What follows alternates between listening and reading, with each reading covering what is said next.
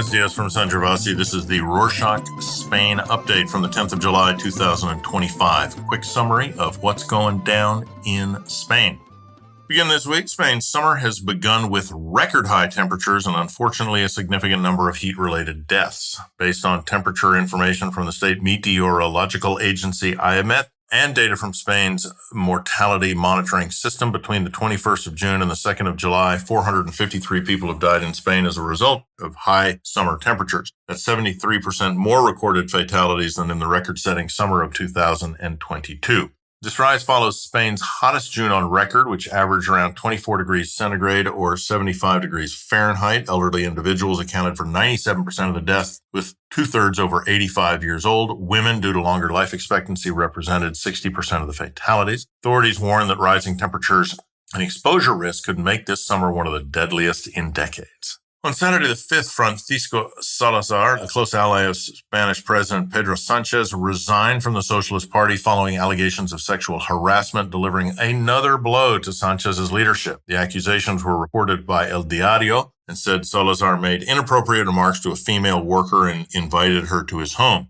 Though no official complaint has been filed, the Socialist Party has launched an internal investigation.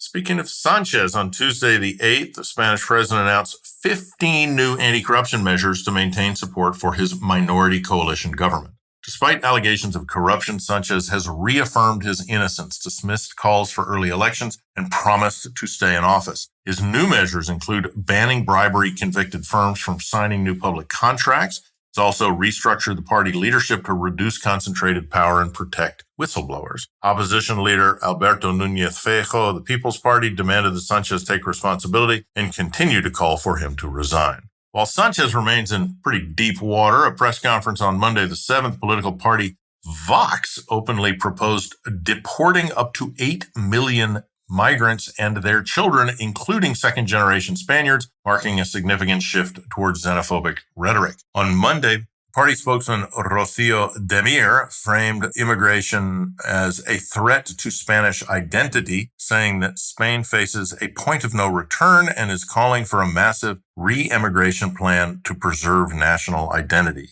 Yikes. Vox's stance echoes far-right ideologies across Europe and has raised concerns over democratic values and human rights in Spain.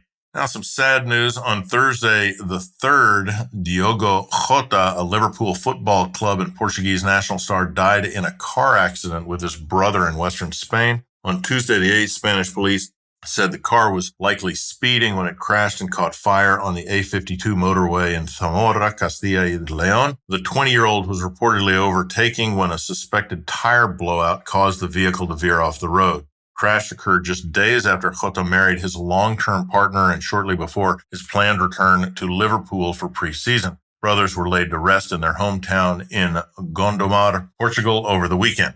Political messaging was a hot topic this week. On Sunday the 6th, Spain's iconic San Fermin festival, known for its bull running tradition, began in Pamplona with the traditional chupinazo fireworks symbolically dedicated to the Palestinian cause. Tens of thousands of people dressed in national white and red attire filled the main square as representatives of Yalla Nafarroa, a platform uniting 200 groups, launched the rocket chanting "Free Palestine."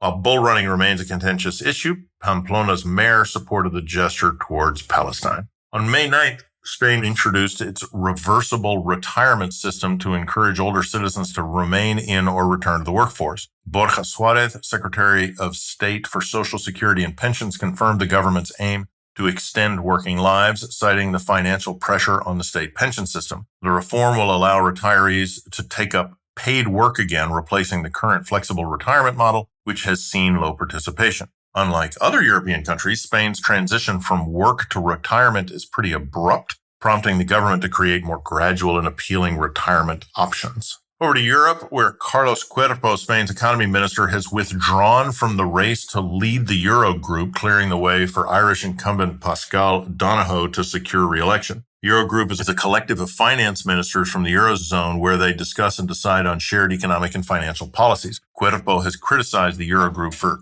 talking without action.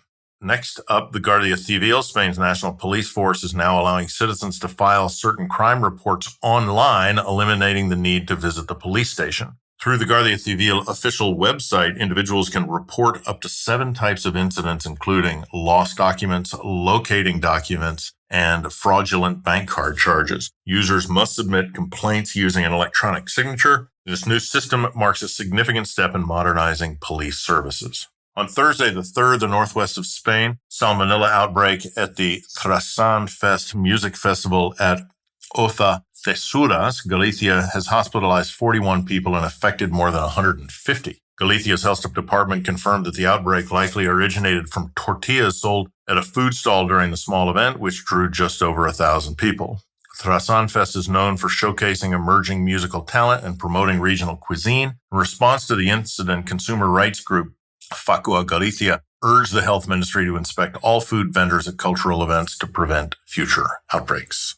In the world of music, Discos Revolver, the legendary music store on Calle Tallers in Barcelona, has announced its closure after more than 3 decades in business. On Monday the 7th, the store confirmed the news via Instagram, stating, "We began our journey in December 1991, then a long road that now comes to an end." Known as La Roja for its red signage, the store had long stood as a symbol of Barcelona's music scene, even as secondhand clothing stores and vape shops replaced neighboring music shops. Despite a recent award from the Catalan Music and Video Association, APECAT, the shop couldn't withstand the shift towards streaming platforms and changing consumer habits. Now, if you're planning a summer trip to Spain or already live here and are renting a car, there's a widely shared warning to be aware of, this time from a British expat based in Benidorm in the southeast. On Monday the 7th, TikToker Harry Poulton alleged that tourists are being deliberately targeted while driving rental cars on Spanish highways. Poulton said scammers are faking breakdowns or minor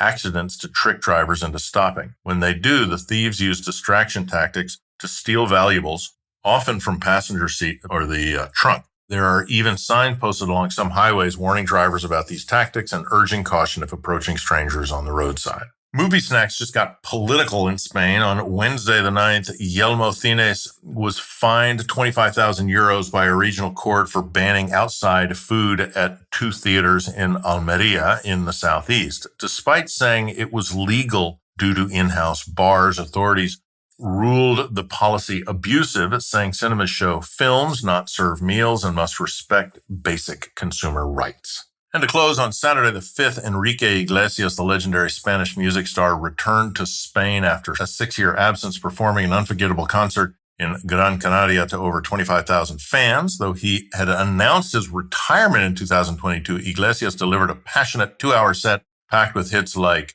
Súbeme la radio, Bailando, and El Perdón. Standout moment came when he performed Héroe with Argentinian singer Emilia. Iglesias, who's 50 years old, is celebrating the 30th anniversary of his debut album this year. And that's it for this week. Thanks for joining us. Don't forget to hit the free subscribe button. Stay tuned for what's going on in Spain. Hasta la próxima.